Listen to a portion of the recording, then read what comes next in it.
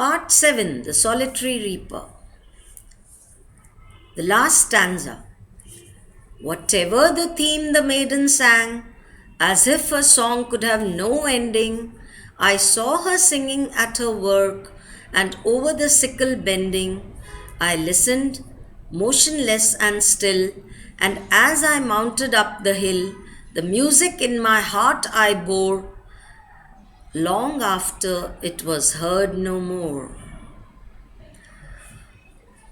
At the end of the third stanza, the poet has made up his mind not to wonder about whatever the subject matter, the theme of the maiden's song was, but the fact that it had no ending and it was beautifully rendered and it had a perfect tone, that impressed the poet more. He says, whatever the theme the maiden sang, it seems that there was no ending to her song. Look at the next two lines. I saw her singing at her work and over the sickle bending. She was singing while she was working. She was bending with her sickle.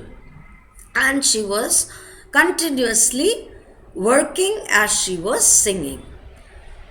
The poet became motionless. He stood there motionless.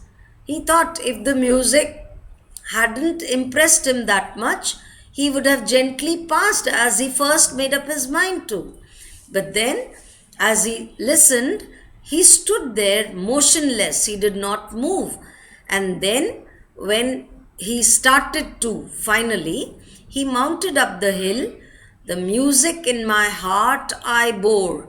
He bore the music in his heart even long after it was heard no more. It kept echoing in his heart even after it was heard no more.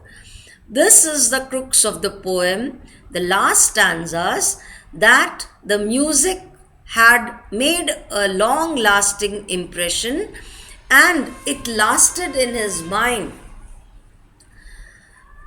even after it was heard no more.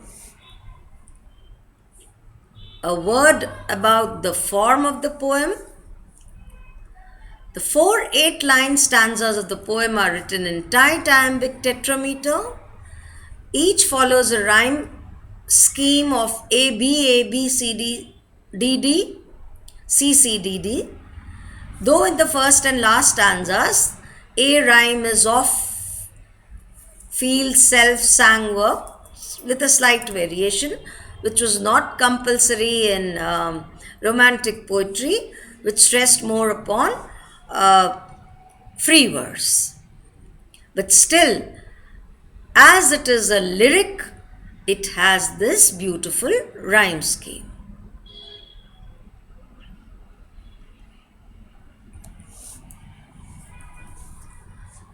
The poem is laden with imagery.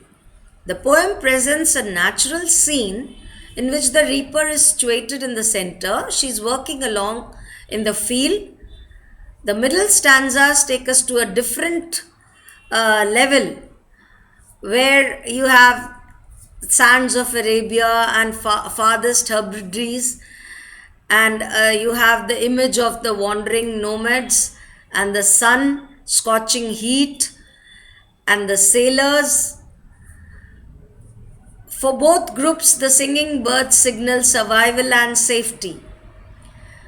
The auditory image also preoccupies the poem. There is the reapers and the birds singing.